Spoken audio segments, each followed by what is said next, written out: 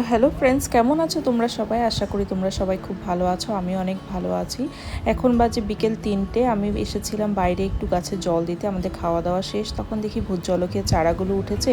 আর একটা কুমড়োর বিচি মিষ্টি কুমড়োর বিচি আমি এখানে পুঁতেছিলাম, এটাও দেখি গাছ উঠে গেছে। তো আমাকে পরে বিকেলবেলা আমাকে মার্জিয়া এসে ওর মা নাকি কুমড়ো ফুল পাঠিয়েছে, তো আমাকেও দিয়েছে।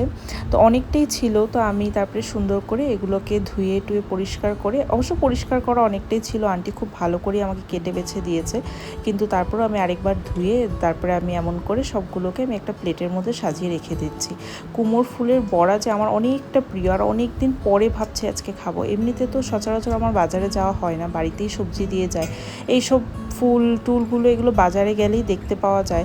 তো যাই হোক, এতদিন পরে যখন এসেছে বাড়িতে কুমড়ো ফুল, ভাবছি আজকে খুব ভালো করে মচমচা করে বড়া বানাবো।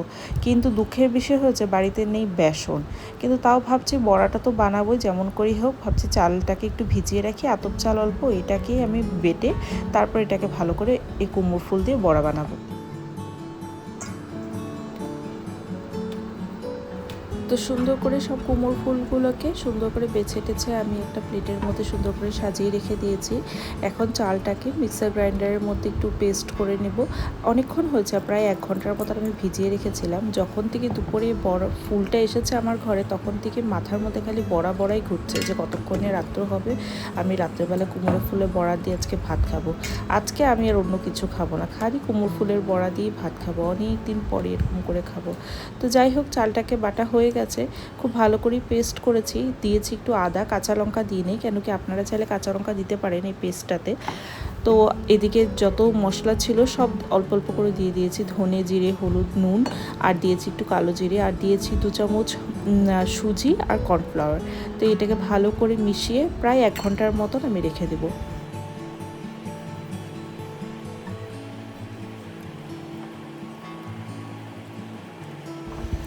তো কী হয়, ব্যাটারটাকে অনেকক্ষণ মেখে রেখে দিলে তাহলে সুজি টুজিগুলো খুব ভালোভাবে নরম হয়ে যায়, আর খুব ভালো লাগে তখন খেতে, আর ভালো মুচমুচে হয়ে যায়।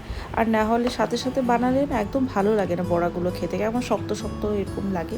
তো যেটাই হোক, ব্যাটারটা খুব সুন্দর করে মাখা হয়ে গেছে। খালি 1 ঘন্টা পরে আবার সামান্য একটু জল মিশিয়ে নিব।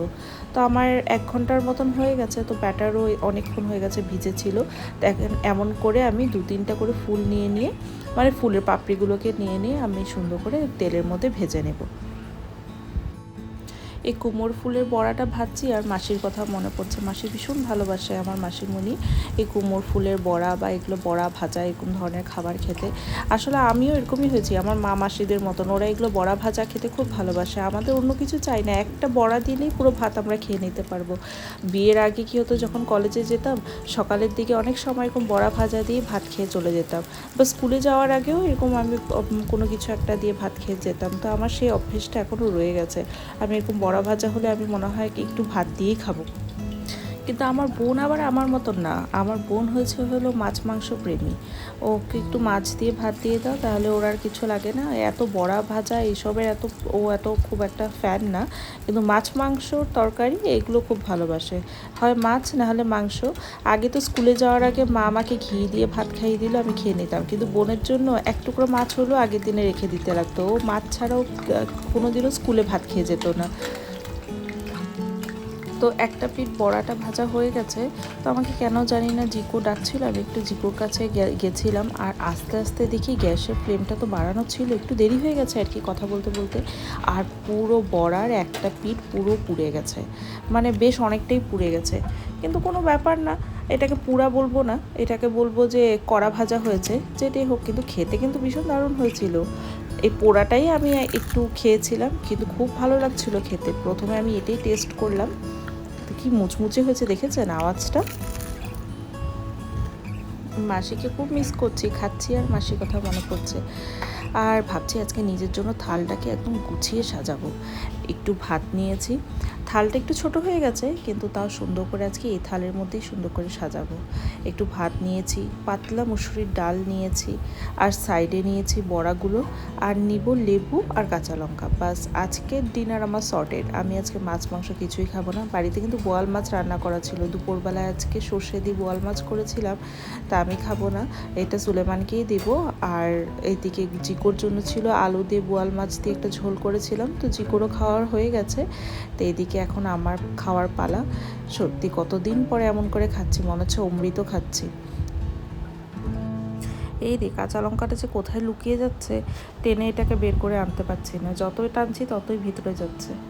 তো যাই হোক, এখন খেয়ে নিই। ভীষণ ভালো হয়েছে কিন্তু বড়াগুলোকে খেতে। আমি বিশ্বাস করুন, বড়া দিয়ে খেতে খেতে আমি ডালও নিইনি, আমি খালি বড়া দিয়েই খেয়েছি। শুধু বড়া আর ভাত দিয়ে খেয়েছি, আর একটু কাঁচা লঙ্কা দিয়ে খেয়েছি।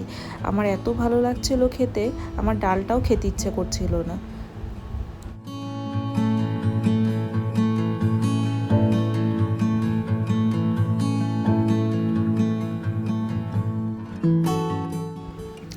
তারপরে আমরা সবাই আমাদের ডিনার শেষ করে ঘুমিয়ে পড়েছিলাম। এবার পরের দিনের সকাল, এটা পরের দিন প্রচণ্ড গরম। আর আজকে দেখুন, এখানে বাইরে জিকোর বালিশটাকে বাইরে রোদে দিয়েছে, জিকো করেছে বমি, সারা রাতটুকু বমি করেছে, পায়খানা করেছে, প্রচণ্ড শরীরটা খারাপ ছেলেটার। সত্যি মনটা এত খারাপ লাগছে, ছেলেটার এত শরীরটা খারাপ হয়ে গেছে, সারা রাতটা খুব কষ্ট পেয়েছে। তো পরে সকালের দিকে ও ঘুমিয়ে পড়েছিল, তো আমি অনেকটা ফ্রি ছিলাম, দিদিও চলে গেছে কাজ করে, তো ভেবেছি এইগুলোকে ঠিক করি। তো ঘরের ভিতরে যত ইনডোর প্ল্যান্টসগুলোকে ছিল সবগুলোকেই বাইরে এনেছি, স্ট্যান্ডটাকেও মুছে রাখলাম, আর মানি প্ল্যান্টটাকেও বাইরে এনে রাখলাম, সব এগুলোকে মুছে টুছে সুন্দর করে রেখেছি। আর বাইরে যে দুটো প্ল্যান্ট ছিল, স্নেক প্ল্যান্ট আর আরেকটা যে পাতাবাহার গাছটা, এটাকে এবার ভিতরে নিয়ে রাখবো। এটা কয়েকদিন ভিতরে থাকুক, নাহলে ভিতরটা তো খালি খালি লাগে আমার, মানে কি ঘরের ভিতরে কিছু একটা লাইফ প্ল্যান্টস থাকলে আমার ভালো লাগে দেখতে। তো তাই আমি এগুলোকে ভিতরে নিয়ে যাব, আর মানি প্ল্যান্ট আর এই গাছগুলো এই স্ট্যান্ডটা সহ বাইরে থাকবে। এগুলো কিছুদিন হাওয়া বাতাস পাক, রোদ পাক, আর এখানে তো পার্শিয়ালি একটা সানলাইট আসেই দুপুরের দিকে। তো তাই এমন করে সামনেটা এমন করে গুছিয়ে রেখেছি, ভালো লাগছে বলুন দেখতে। ওই সাইডে আর কিছু রাখিনি, হাতের রাইট সাইডে, এই দিক দিয়ে তো সবাই আসা যাওয়া করে উপরে নিচে, তো তাই এই সাইডে কিছু রাখিনি, এই সাইডটা দিয়ে রেখেছি, ভালো লাগছে কিন্তু দেখতে। তো আমার স্নেক প্ল্যান্টের মাটিটা তো অনেকটাই বেশি ছিল, তাই আমি এবার 9 AM গাছ কয়েকটা দিয়ে দিয়েছিলাম, তো সেটাও হয়েছে। তো দেখি এখন ভিতরে হয় কি না। তো আজকে একদমই হালকা পাতলা খাবার। এদিকে ভাত বসিয়ে দিয়েছি, ভাতের মধ্যে আলু দিয়ে দিয়েছিলাম, আর একদম পাতলা করে মুসুরির ডাল করব। তো সেটাই আজকে খাবো আর কি সবাই, কেন কি শরীরটা কারোরই ভালো নেই। সুলেমান আর জিকোর, সত্যি ওদের যে কী হয়েছে, এত ফুড পয়জনিং কেন হলো, দুজনই প্রচণ্ড বেশি মানে উইক হয়ে গেছে। তো বাড়িতে দই বসিয়েছিলাম কালকে রাত্রে, তো সকালে দেখি দইটা হয়ে গেছে, আর দইটা খুব ভালো হয়েছিল। আসলে আমাদের দুধটাও খুব ভালো, তো তাই দইটা খুব ভালো হয়। আর যাই হোক, তো আমি বাড়িতেই দই বানানোটা বেশি প্রেফার করি, বাইরের থেকে কিনে আনাটা আমি এত একটা প্রেফার করি না। তো সামান্য একটু চিনি দিয়ে দিব, একটু চিনি দিয়ে আমিও খাবো, আর দেখি জিকো যদি একটু খায়, একটু মুখে দেয়। আসলে কালকে থেকে ও কিছুই মুখে দেয় না, ও খালি একটা ভয় ঢুকে গেছে, ও বমিটা দেখলে খুবই ভয় পায়। আর এই দইটা রেখে দেবো, এটা দুপুরে ভাত খাওয়ার পরে যে খেতে চায় খেতে পারে। তো এইদিকে বানিয়েছিলাম অল্প ডাল, এদিকে আলু সেদ্ধ, এদিকে পেঁয়াজ, আর এদিকে নিয়েছি লেবু আর শুকনো লঙ্কাটা, এটা আমার জন্য নিয়েছি, কেন কি আমি শুকনো লঙ্কা ছাড়া আলু সেদ্ধ একদমই ভালো লাগে না খেতে। তো সুলেমান খায়নি, আমি এটা নিয়েছি, কেন কি ওরও পেটের অবস্থাটা একদমই ভালো না, আর জিকোকেও তো দিব না। খালি আলু সেদ্ধটা নুন আর কাঁচা তেল দিয়ে মেখেছি, বাস তো হয়ে গেছে। তো আজকের ভিডিওটা আমি এখানেই শেষ করছি। সবাই খুব ভালো থাকবেন, সুস্থ থাকবেন, সাবধানে থাকবেন, আর এই গরমের মধ্যে নিজেকে যতটুকু পারবেন হাইড্রেটেড রাখার চেষ্টা করবেন। প্রচণ্ড গরম পড়েছে আসামে এখন, এটা আমি বুঝতেই পারছি।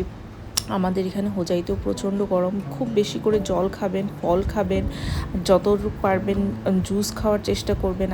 আর যারা জুস টুস খেতে পারছেন না, তারা অন্তত খুব বেশি করে জল খাওয়ার চেষ্টা করবেন। তো সবাই খুব ভালো থাকবেন, সাবধানে থাকবেন। দেখা হবে আর পরের একটা ব্লগে। তো টাটা, বাই বাই।